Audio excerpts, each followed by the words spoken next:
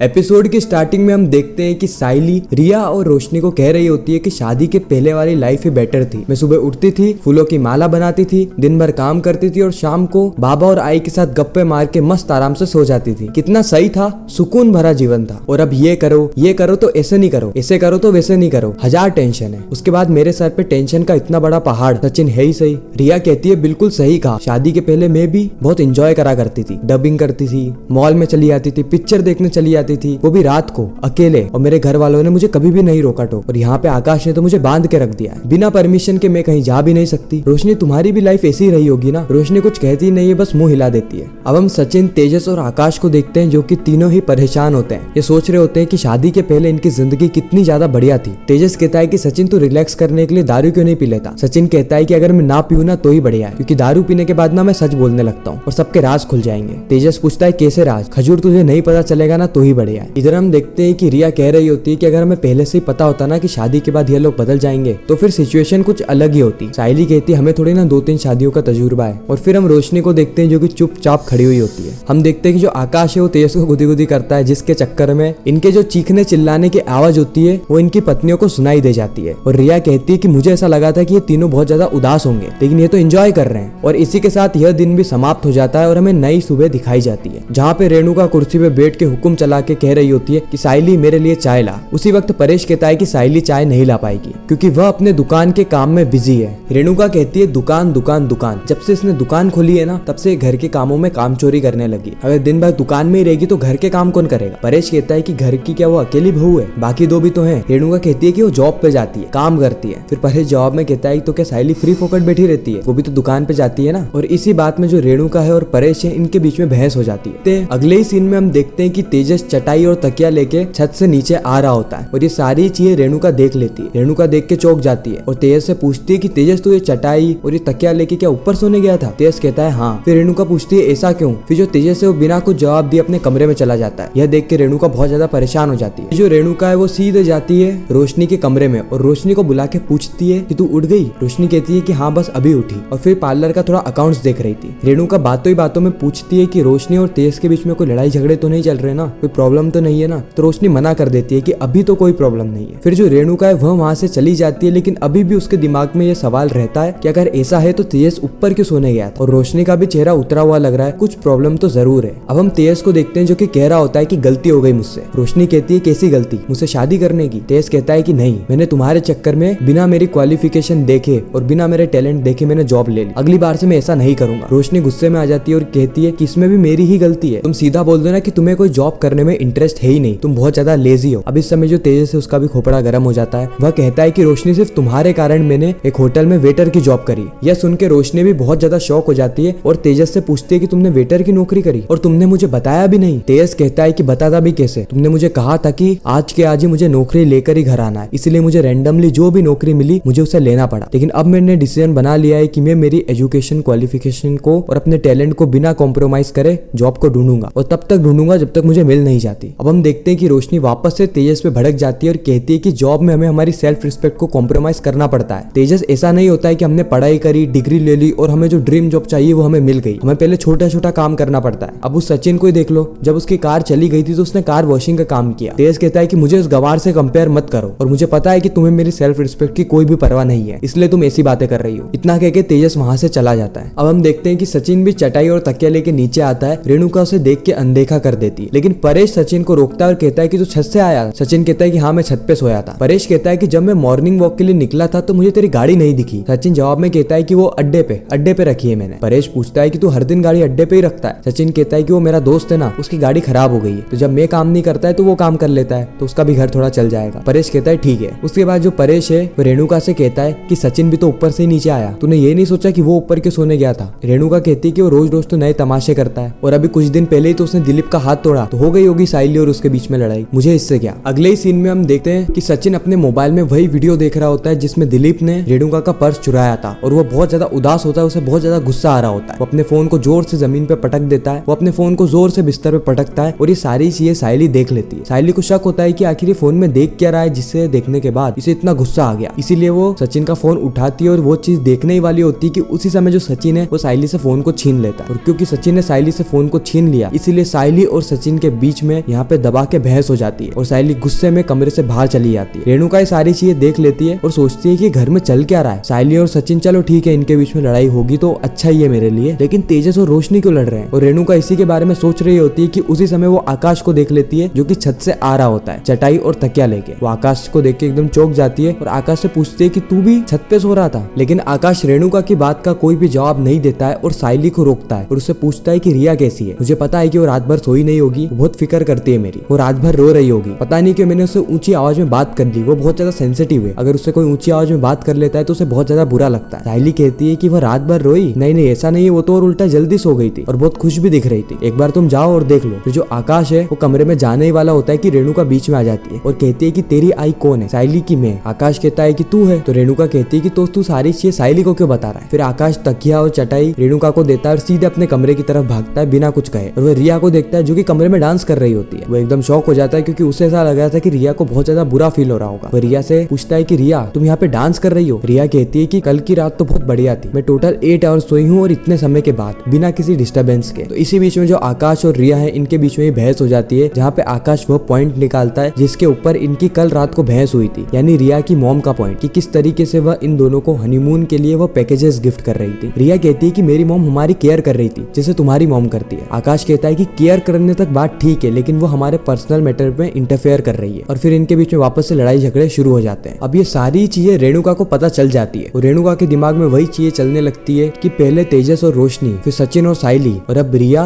और आकाश, इनके बीच में भी लड़ाई झगड़े होने लग गए। फिर वो रिया के पास जाती है और रिया से पूछती है कि सब कुछ ठीक तो है ना, लेकिन रिया जो है वो ढंग से बात नहीं करती है, वो थोड़े बहुत उल्टे जवाब देती है जो कि रेणुका को अच्छे नहीं लगते हैं। अब रेणुका यही बातें सोचने लगती है कि अचानक से ही घर के अंदर एक साथ सभी लोगों के बीच में लड़ाई कैसे शुरू हो गई। चलो सचिन और साइली का तो फिर भी समझ में आता है, लेकिन आकाश, रिया, तेजस और रोशनी, मुझे पता लगाना होगा। उसी समय वहाँ पे परेश भी बैठा हुआ होता है। रेणुका परेश को बुलाती है और कहती है कि तुमने देखा, अब तो तेजस और रोशनी के साथ साथ रिया और आकाश के बीच में भी लड़ाई होने लग गई, हमें कुछ ना कुछ तो करना ही चाहिए, हम तो घर के बड़े हैं। परेश बहुत ही समझदारी से जवाब देते हुए कहता है कि उनके निजी जीवन में हमें दखल अंदाजी नहीं करनी चाहिए, अगर उन्हें मदद की जरूरत होगी तो हमारे पास आएंगे क्योंकि हम घर के बड़े हैं और उस समय हम मदद करेंगे। अभी उनके बीच की छोटी मोटी उलझन उन्हें ही सुलझाने दो। अब अगर हमने दखल अंदाजी करी तो ये छोटी छोटी सी बात एक बड़ी लड़ाई में तब्दील हो जाएगी। लेकिन रेणुका को यह बात अच्छी नहीं लगती है। लेकिन यहीं पर हम देखते हैं कि रेणुका को सचिन और साइली की तो कोई भी टेंशन नहीं हो रही होती। अगले सीन में हम साइली को देखते हैं जिसको कि उसकी माँ का फोन आता है, जहाँ पर वो बताती है कि दिलीप नौकरी पे जाने की जिद कर रहा है। साइली कहती है ये तो अच्छी बात है। साइली की माँ कहती है कि चिटी के यहाँ। साइली कहती है कि उसे मना कर दो, वह एक गुंडा है, अगर ये उसके यहाँ नौकरी करेगा तो ये भी उसके जैसा ही हो जाएगा। साइली की माँ कहती है कि मैंने उसको समझाने की बहुत कोशिश करी लेकिन वह मेरी बात सुनता ही नहीं है, तू जल्दी से जल्दी यहाँ पर आ जा और उसको समझा दे। और इसी के साथ ये जो एपिसोड है यहीं पर ही खत्म हो जाता है। आपको यह रिकैप कैसा लगा कमेंट सेक्शन में जरूर बताना। अगर रिकैप अच्छा लगा हो तो वीडियो को लाइक करके, चैनल को सब्सक्राइब करके ज्यादा से ज्यादा लोगों को ये वीडियो शेयर करना ताकि हमारी फिर से मुलाकात हो।